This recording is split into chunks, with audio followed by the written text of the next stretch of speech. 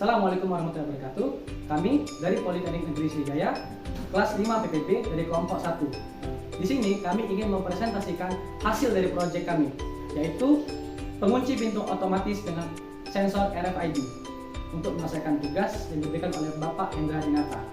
Sebelum kami mulai penjelasan lebih lanjut, ada baiknya kami memperkenalkan diri kami terlebih dahulu. Saya, Diko Wijaya, dan teman-teman saya, Arif Versa. Saya Agustina Dwi Cynthia. Saya Wahyu Triyoto Prabowo. Dan saya Kiki Gauri Valentino. teknologi tepat guna telah mengembangkan banyak sekali inovasi pada kehidupan manusia. Salah satu contohnya adalah pintu. Nah, Bapak, Ibu, atau kakak-kakak mungkin memakai pintu seperti ini, pintu manual. Ini ketinggalan zaman. Kami memiliki inovasi yang lebih baru, yaitu menggunakan sensor RFID. Jadi, begini cara kerjanya. Sensor RFID akan membaca chips yang ada dalam kartu pengenal ini. Dan dengan ini, pintu akan otomatis terbuka. Mungkin Bapak, Ibu, Kakak sangat penasaran dengan teknologi ini. Jika Bapak dan Ibu Bapak penasaran, silakan simak videonya lebih lanjut yang akan dijelaskan oleh teman-teman saya. Perkenalkan, nama saya Agustina Dwi Cynthia. Di sini saya akan menjelaskan tentang teknologi tepat guna kami, yaitu tentang kunci otomatis dengan sensor RFID. Di sini saya akan menjelaskan mengenai desain atau sketsa kami, di mana di sini di bagian depannya terdapat sensor RFID, di sini kabel jumpernya, di sini lampu LED-nya, dan di sini ada buzzer. Dan untuk di bagian belakangnya terdapat komponen lainnya seperti Arduino Uno, servo, dan kabel jumper. Nama saya Wahyu Triyoto Prabowo. Di sini saya akan menjelaskan bahan untuk pembuka pintu otomatis menggunakan sensor RFID. Baiklah, di sini sendiri sudah terdapat sensor RFID, yaitu untuk membaca chip pada ID card yang telah diprogram oleh coding. Dan di sini terdapat LED hijau dan merah, yaitu fungsinya bila hijau yang hidup berarti ID card yang diletakkan di depan RFID itu benar. Tapi ketika LED merah yang hidup berarti untuk ID card yang diletakkan di depan RFID itu salah. Maka bila LED merah yang hidup, servo sendiri tidak akan membuka pintu otomatis. Dan di sini terdapat servo. Servo ini berfungsi untuk membuka pintu apabila dari ID card sudah benar membaca, dari RFID sudah benar membaca ID card. Dan di sini terdapat Arduino Uno yang berfungsi sebagai pemrograman dari coding sendiri. Dan di sini terdapat kabel jumper. Dan di sini ada breadboard yang berfungsi untuk menyimpan konduktor listrik dan sebagai penghubung kabel jumper ke Arduino Uno. Dan di sini terdapat buzzer juga. Buzzer ini berfungsi sebagai untuk mengeluarkan bunyi apabila ID card yang diletakkan di depan RFID benar atau salah. Untuk komponen pendukung pembuatan bahan terdapat kardus untuk membuat sketsa dari alat ini. Dan sini terdapat mistar, terdapat glue gun, dan gunting. Baiklah, hanya itu saja. Terima kasih. Oke, perkenalkan, nama saya Kiki Gauri Valentino.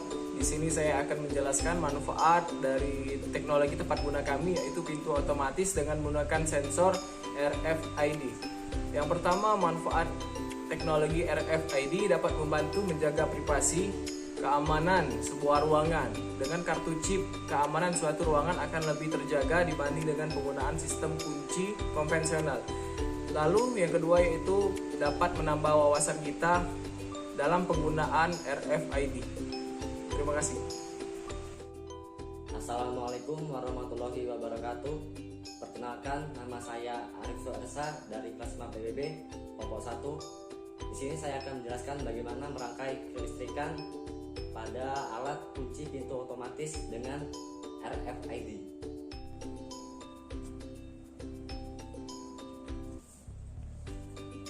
Baiklah, di sini saya akan menjelaskan bagaimana rangkaiannya. Yang pertama di sini kan ada sensor RFID. Nah, ini.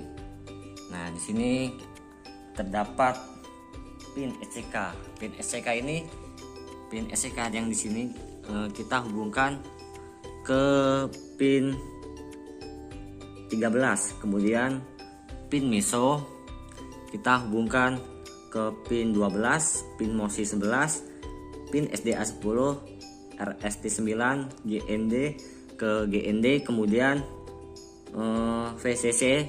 Nah, di sini VCC harus kita hubungkan ke 3,3 volt.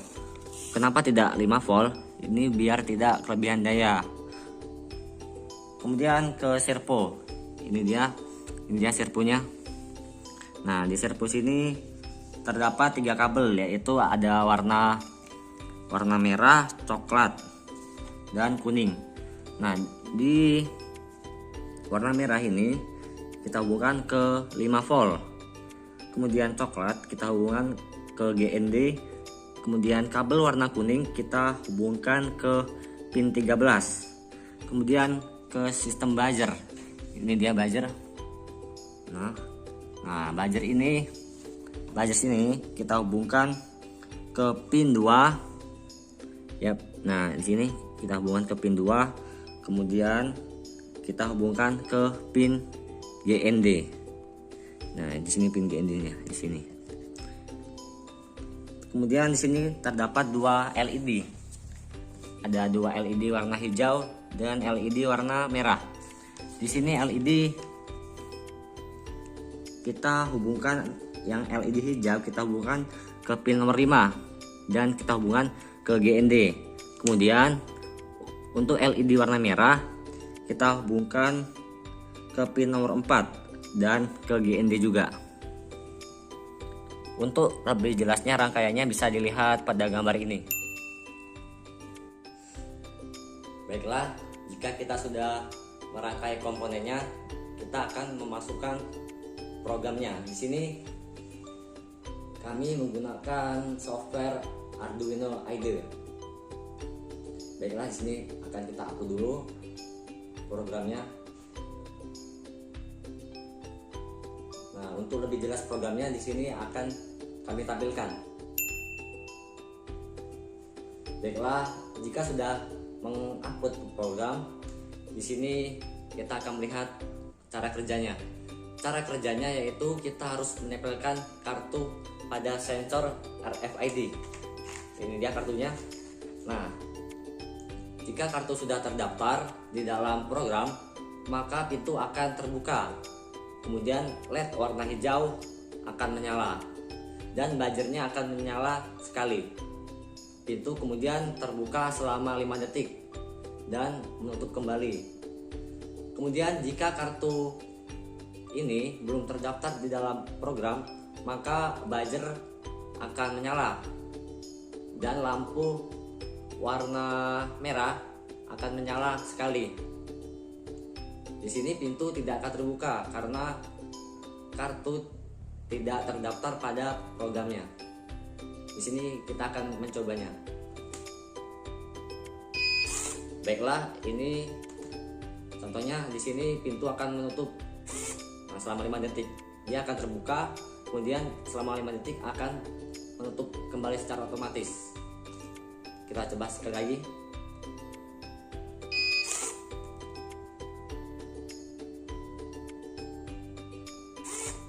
Nah, inilah contohnya.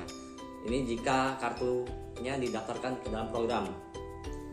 Nah, misalkan jika tidak terdaftar dalam program, apa yang akan terjadi?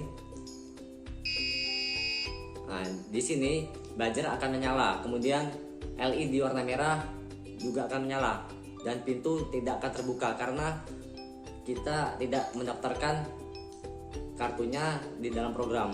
Kita coba sekali lagi apakah bisa membuka. Nah, dia tidak bisa membuka. Baiklah, sekian presentasi dari kelompok kami. Sebelum presentasi diakhiri, saya dari kelompok 1 ingin menyampaikan terima kasih atas atensi teman-teman selama presentasi ini. Semoga alat dan presentasi ini bisa berguna untuk kita semua. Wassalamualaikum warahmatullahi wabarakatuh.